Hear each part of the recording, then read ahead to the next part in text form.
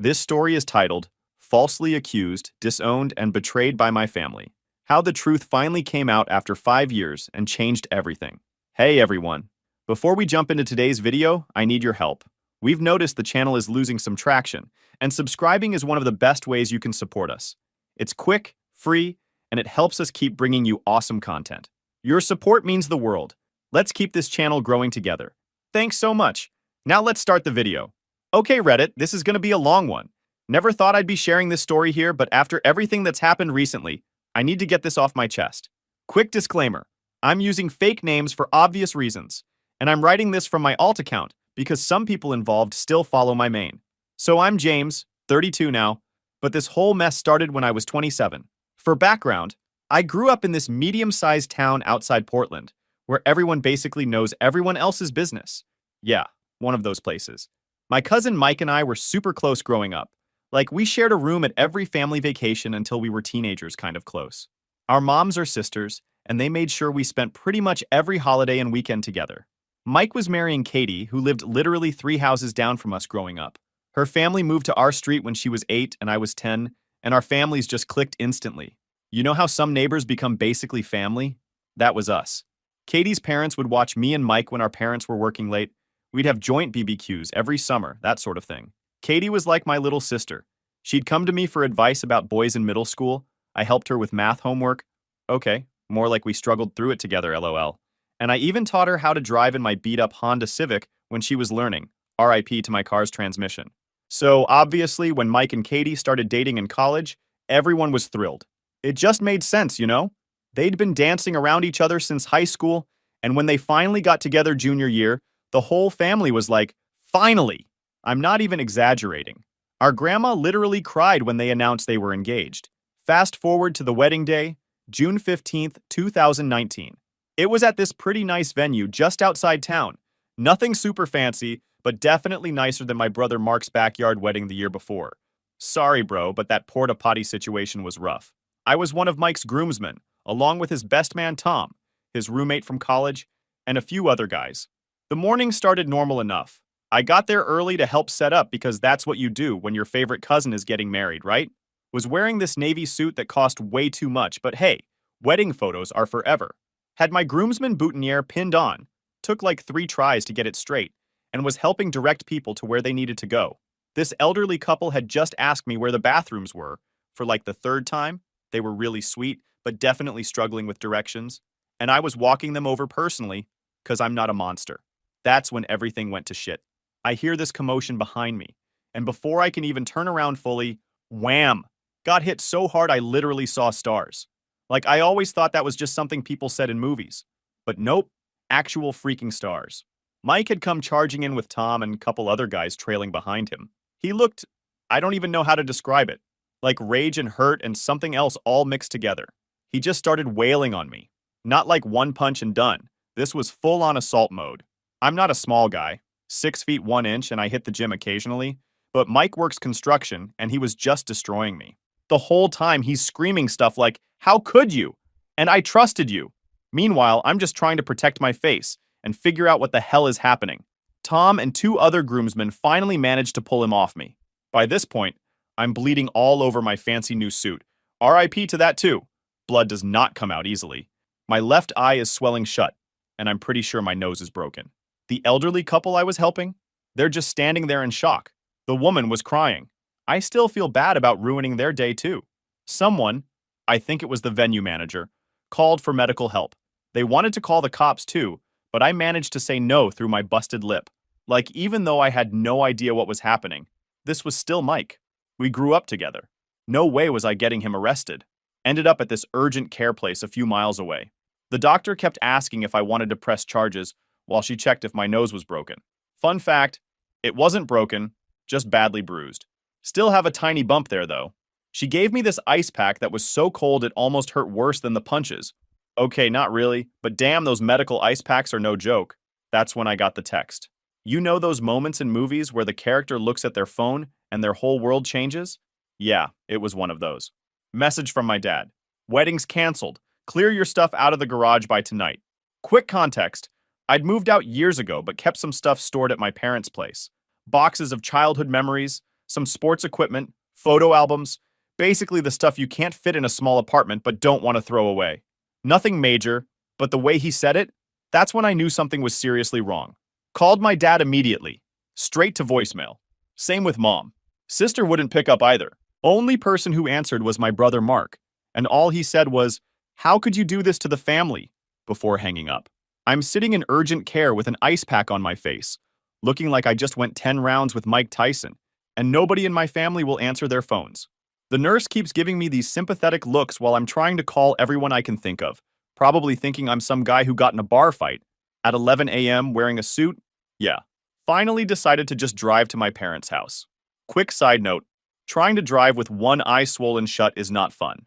Do not recommend. Had to keep turning my whole head to check my blind spot. Probably looked like some kind of deranged owl to other drivers. Pull up to my parents' place. Same house I grew up in. Typical suburban setup with the faded blue paint mom's been promising to redo for like 5 years. My sister Jenny's car is in the driveway, along with my brother Mark's pickup and my parents' vehicles. Great. Whole family's here. This should be fun. Walk in through the garage, still had my key at this point, and head into the kitchen. You know that feeling when you walk into a room and everyone stops talking immediately? Yeah. Multiply that by about 1,000. Mom's sitting at the kitchen island. Dad's by the coffee maker. Jenny's on her usual spot on the counter. She's 25, but still sits there like she's 12. And Mark's leaning against the fridge. First thing Mom does is gasp.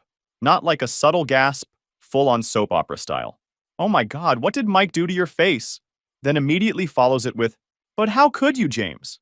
How could you do this to the family?" The whiplash from concern to accusation gave me an even worse headache than I already had. That's when they finally tell me what's going on. Apparently, I've been having this steamy affair with Katie. Yes, that Katie. The girl who used to make fun of my acne in high school. The one who helped me pick out my first real girlfriend's birthday present. The person who literally called me, basically her big brother, in her college graduation speech. According to them, we'd been sneaking around for months. I literally laughed, like actually laughed out loud. Which, pro tip, don't laugh with a split lip. Hurts like hell. But it was just so ridiculous I couldn't help it. That's when Mark, my own brother who was best man at my wedding before my divorce, whole other story not relevant here, grabs this duffel bag from behind the couch and throws it at my feet.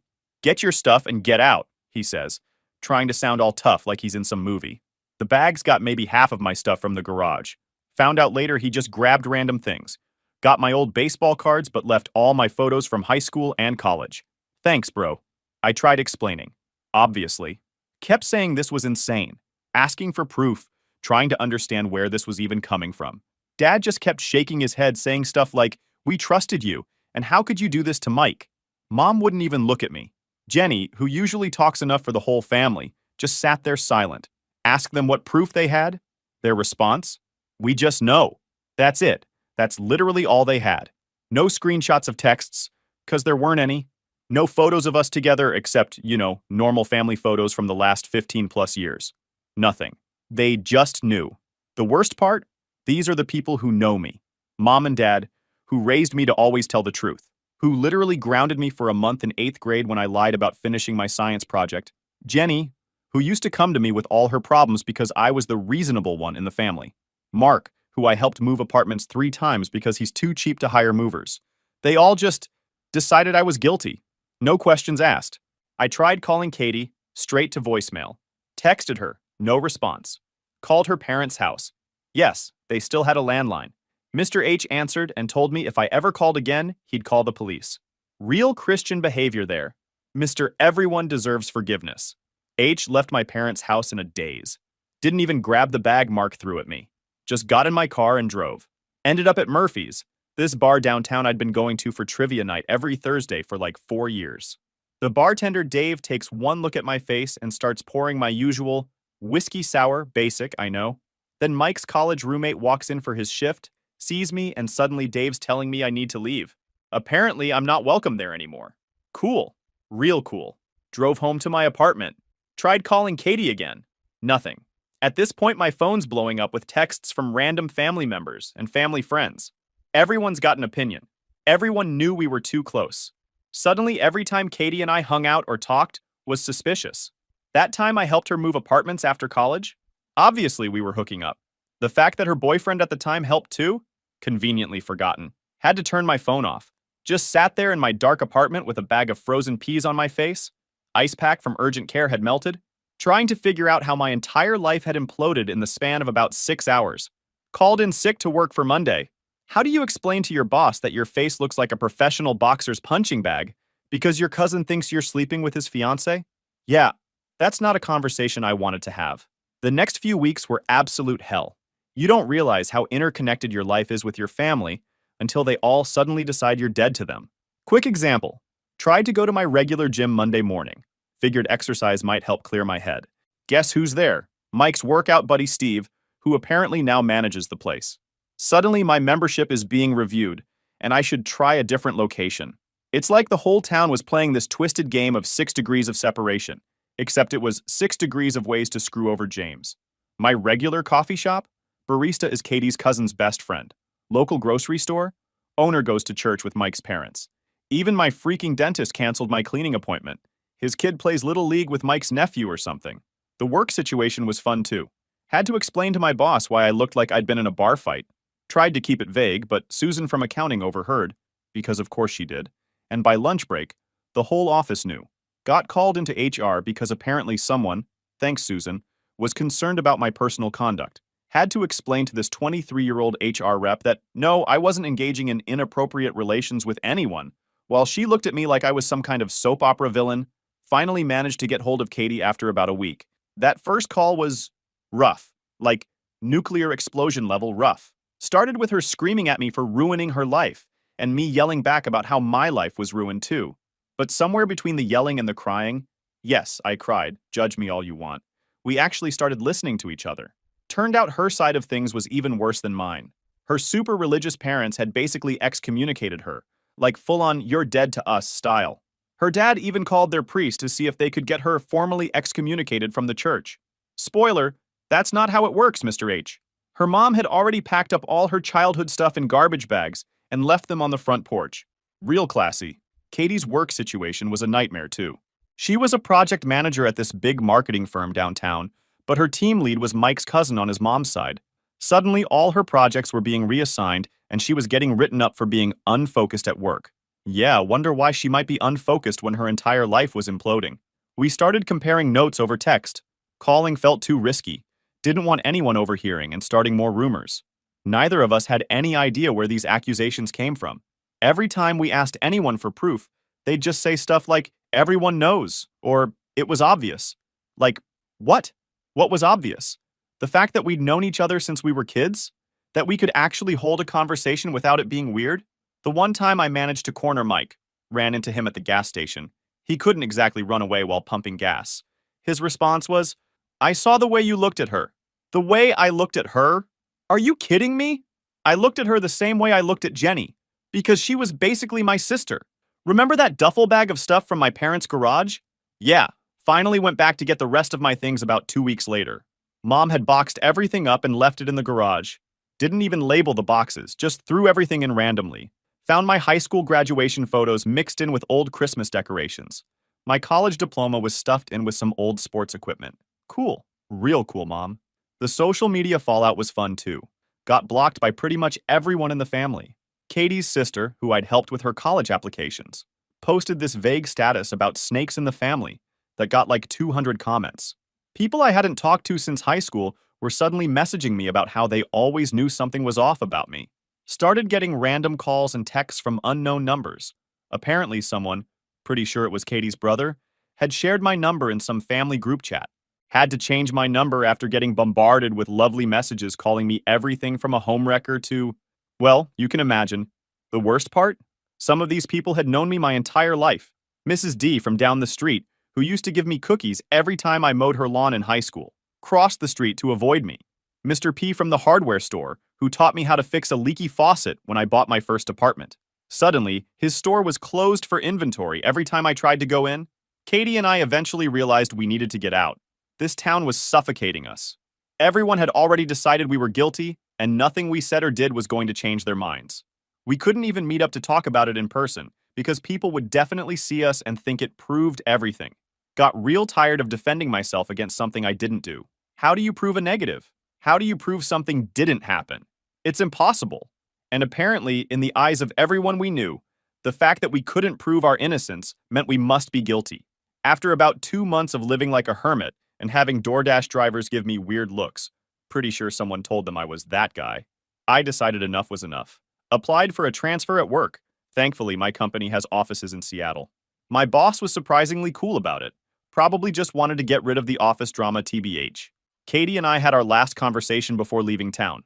We decided it was better to go our separate ways. She picked Chicago, I took Seattle. Kept in touch through Instagram, but that was it. Unfollowed each other on everything else just to be safe. Didn't need anyone's screenshots and starting rumors about how we were still sneaking around. Moving to Seattle was interesting. Try explaining to potential roommates why you're suddenly moving cities at 27 with basically no furniture. My first place was this tiny studio in Capitol Hill that cost way too much, but it was mine and nobody there knew my name or my story. Can't put a price on that kind of freedom. Started over completely. New phone number, new email, had to abandon my old one after it got spammed with subscription signups, real mature guys. Even got rid of my old PlayStation account because some of Mike's friends kept sending me hateful messages through the gaming chat. Who does that? Work was actually pretty good. Nice thing about being the new guy is nobody asks too many questions about your past. Just told people I needed a change of scenery. Not technically a lie, right? Threw myself into work. Started hitting the gym regularly. Different chain than my old one, obviously. Tried to build some kind of routine. Found this cool bar called The Crocodile that did trivia nights on Wednesdays. Different vibe than Murphy's back home, but the bartenders didn't look at me like I was Satan incarnate, so that was an upgrade. Started going regularly, met some decent people. First time in months I felt like I could breathe. Then came the work, BBQ, that changed everything. It was summer 2021, one of those rare, perfect Seattle days where it's not raining and not too hot. My coworker Jake was hosting at his place in Ballard. Almost didn't go. Still wasn't great with group social situations. But Jake had helped me figure out the Seattle bus system when I first moved, so I felt like I owed him. That's where I met Amy. She was Jake's wife's friend from yoga class. Remember those moments in movies where the main character sees someone and everything else kind of fades away? Yeah, that's bull. What actually happened was she caught me having an embarrassingly intense conversation with Jake's dog about proper frisbee throwing technique. Not my smoothest moment. But somehow that led to us talking. She was easy to talk to. Didn't do that Seattle freeze thing where people are polite but distant. We ended up sitting on Jake's porch for like 2 hours, just chatting about random stuff. She's into true crime podcasts? Yeah, I see the irony. And actually got my dumb jokes about Seattle traffic. Started dating pretty quickly after that. Third date in, I knew I had to tell her everything. You can't build something real on lies, right? So I laid it all out. The wedding, the accusations, the family drama, everything. Figured she'd run for the hills. Instead, she just listened. Actually listened. Asked questions that showed she was trying to understand, not judge. When I finished, she just said, "That really sucks.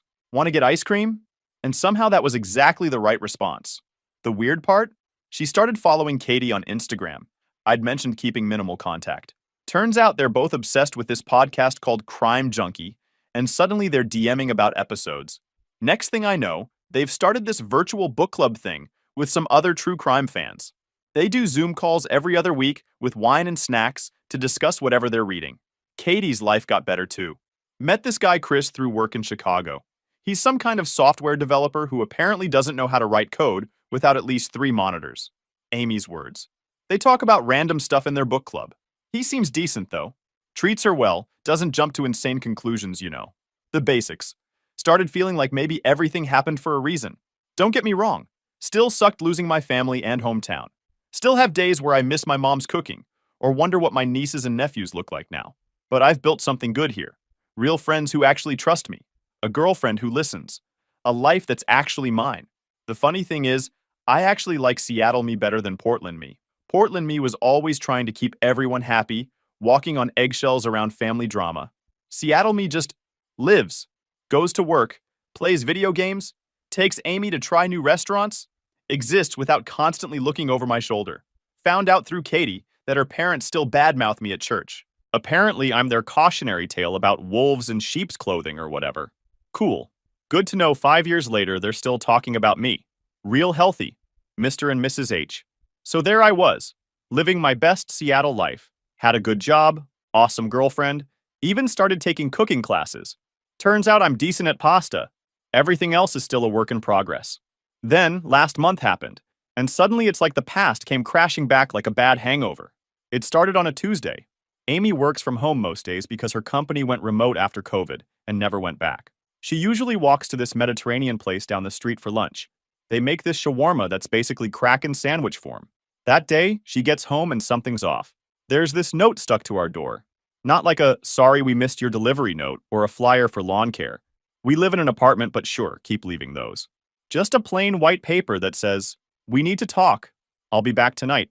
No name, no number, nothing. Just that. Now, my name's on the mailbox. Amy kept her old place as a rental, so she's not on the lease. So Amy figured it was for me. She calls me at work, which never happens because she hates phone calls and usually just texts. I can tell she's freaked out because she's doing that thing where she talks super fast and forgets to breathe between sentences.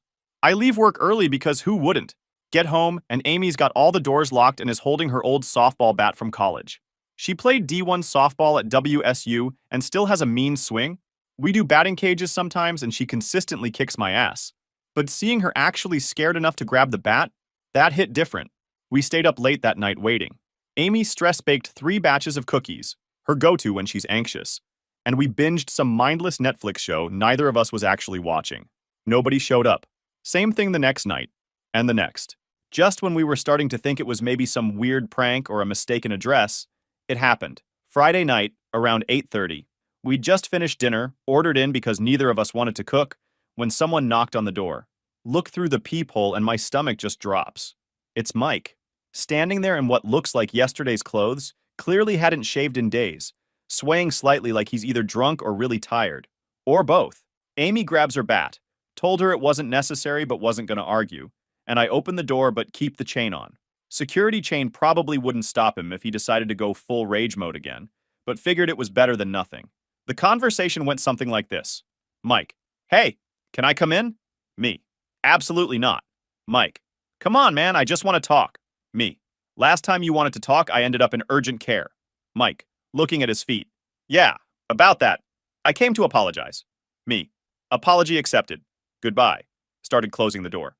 Mike: "Wait, I know the truth now. About everything." Me: "Cool story. Still not letting you in." Mike: "I need to apologize to Katie too. Can you give me her contact info?" Me: actually laughed. "Yeah, that's not happening." Mike: "Please, I just want to make things right." Me: "You had 5 years to make things right. 5 years of silence. Now you show up at my door expecting what exactly?" He kept trying to talk, but I'd had enough. Told him I'd let Katie know he was trying to reach out, and if she wanted to talk to him, she could make that choice herself. Then I shut the door. Through the door, I heard him yell something about unblocking my mom because she wanted to talk. Went back to the living room where Amy was still holding her bat like she was ready for baseball season. Called Katie right away. Figured she needed to know Mike was suddenly trying to make contact. She was as thrown as I was. Made it very clear she didn't want me giving Mike her info, which I totally got. The whole thing messed with my head more than I expected. Had trouble sleeping that night. Kept thinking about Mike showing up like that. He looked rough. Not just unshaved and rumpled, but like, defeated? Not the same guy who'd tried to rearrange my face 5 years ago. Amy was amazing through all of it. She's usually this goofy, laid-back person who makes bad puns and dances while doing dishes. But that week she went full protective mode. Installed a Ring doorbell the next day. We're renters. But she said she'd rather lose the deposit than feel unsafe. Started working from the coffee shop downstairs instead of at home. Even called her brother, who's a cop in Tacoma, to ask about restraining orders, just in case. Took me a couple of days to decide what to do about my mom. Finally unblocked her number, but sent a text instead of calling. "I hear you want to talk." Figured that ball was in their court now. After 5 years of silence, they don't get to just show up and expect everything to be fine. After Mike's surprise visit, my mom started texting, not calling. Guess she figured out I wasn't ready for that. Here's how that first exchange went. Mom: "We want you to come home." Me: "I am home." Mom: "You know what I mean. We want to apologize and have you back in the family." Me: "What brought this on?"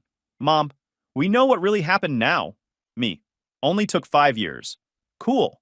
Yeah, I was being petty. Sue me. Finally, after some back and forth, she spills it. 2 years after the wedding that wasn't, Mike married Jessica. She was this girl from his gym. Turns out she's the one I saw at Katie's wedding, the bridesmaid sitting alone looking uncomfortable. Makes sense now. Their marriage was apparently a disaster from day one. Constant fighting, trust issues, the works. During one of their bigger fights about 6 months ago, Jessica let something slip. Said something like, I didn't wreck Emily's relationship just to spend my marriage hearing about her. Yeah, let that sink in. Turns out Jessica had made the whole thing up. All of it. She had a thing for Mike, saw how close he was with Katie, and decided to remove the competition. Told Mike she'd seen Katie and me together, fed him all these details about supposed meetups and secret messages. But when Mike demanded proof, she couldn't provide any. Because, it never fucking happened. And here's the kicker. When Mike brought these accusations to the family, everyone just believed it. No questions asked. Their logic? Mike wouldn't ruin his own wedding unless he was sure. Because apparently being sure means taking the word of some random girl from the gym over people you've known your entire life. Not one person in either family stopped to actually talk to me or Katie. Not one person asked for proof. Not one person thought, hey, maybe we should hear their side before we completely destroy their lives. The worst part? Jessica apparently had a history of this stuff. After everything came out, Mike's friend Tom remembered she'd done something similar at her last gym. Accused a trainer of harassment when he wouldn't leave his girlfriend for her. But nobody thought to check into that before my face became Mike's personal punching bag. Katie's taking it even harder than me. All those church people who treated her like she was walking sin? Her parents who literally threw her childhood memories in garbage bags? Her boss who made her life hell until she had to quit? None of them bothered to verify anything either. Here's a fun timeline for you. June 2019. Wedding day disaster. July 2019. Katie and I both leave town. December 2019. Mike starts dating Jessica. March 2020. They get married. Yeah, rushed much? August 2021. I meet Amy. September 2024. Jessica finally admits she made it all up. October 2024. Everyone suddenly wants to apologize. 5 years. 5 whole years of being the family pariah. 5 years of missing birthdays, holidays, weddings, births. 5 years of my nieces and nephews being told Uncle James is a bad person. All because some girl from the gym couldn't handle the fact that my cousin was happy with someone else. Amy's been my rock through all this. When I told her what happened, she just sat there for a minute, then said, "So what you're telling me is that your entire family is dumber than a box of rocks." Made me laugh for the first time since finding out. Katie's response was less humorous. Direct quote from our phone call, "They can take their apologies and shove them where the sun doesn't shine." Tell us how you really feel, Katie. The worst part isn't even the lie itself. It's how easily everyone believed it. These people who've known me since I was born, who watched me grow up, who supposedly loved me, they all decided that this story about me and Katie made more sense than the truth. My mom keeps sending these long texts about how sorry they all are, how they should have known better, how they want to make it right. Dad even tried calling. Block that real quick. Jenny's sending photos of her kids with guilt-trippy captions like, they want to meet their uncle. But here's the thing. You can't just press reset on 5 years of treating someone like garbage. You can't just say, oops, are bad, and expect everything to go back to normal. Trust is like a mirror. Once it's broken, you can try to piece it back together, but you'll always see the cracks. I will keep you updated, guys, if anything happens. Thanks for reading. Final update. Well, Reddit. This is it. The final update. Katie and I decided it was time to face the music back home. Agreed to meet with both families, but on our terms. I picked a neutral location, this coffee shop downtown that neither family had any connections to. Katie was too anxious to fly back just for this, so we set up my laptop with her on Zoom. I had her on speaker, but her video was off. She wanted to hear everything, but didn't want to see their faces. Can't blame her. The gang was all there. My parents, Mike, Jessica, looking like she'd rather be anywhere else, Katie's parents, my siblings. Even Tom showed up, probably feeling guilty about the whole best man who didn't stand up for me thing. Before anyone could start with their apologies, I laid down some ground rules. 1. Katie can hear everything. She can choose to speak or not. 2. If she disconnects, meeting's over. 3. Nobody touches me, looking at you, Mike. 4. No religious guilt tripping. That was for Katie's parents. First up was Jessica. She looked, well, rough. Marriage troubles aren't doing her any favors. Her big explanation? She was in love with Mike and thought Katie didn't deserve him. That's it. That's literally her reason for blowing up multiple lives. Not some big misunderstanding. Not a case of mistaken identity. She just wanted my cousin and decided to napalm everyone else's lives to get him. Mike tried to apologize for the punch. Punches, actually, but who's counting? Said he should have known better than to believe Jessica without proof. No shit, Sherlock. You think? Maybe confirm stuff before you go all WWE on your cousin's face? Then came the parents. Both sets. This was interesting. My mom tried to hug me when I walked in. I stepped back. The look on her face? Like I'd slapped her. Yeah, well, maybe remember how it felt when you packed up my childhood photos like they were trash, Mom? Katie's dad started in with some biblical forgiveness stuff until Katie unmuted herself and shut that down real quick. Her exact words: "You threw my things in garbage bags and left them in the rain. Don't you dare quote scripture at me." Never heard Mr. H speechless before. It was kind of amazing. My sister Jenny cried about how much her kids ask about me. Cool story, sis. Where was this concern when you were helping Mom pack up my stuff? When you blocked me on everything? When you told people at church what a horrible person I was? Here's the thing about family. They're supposed to be the ones who know you best, who trust you most, who at least give you the benefit of the doubt. But every single person in that room chose to believe the worst about me and Katie. No questions asked, no proof needed, just straight to, yep, they're obviously secret lovers. Let's destroy their lives. So I told them exactly that. Told Jessica she built her short-lived happiness on other people's pain. Told Mike that his lack of trust destroyed more than just his relationship with Katie. Told both sets of parents that they showed us exactly how conditional their love was.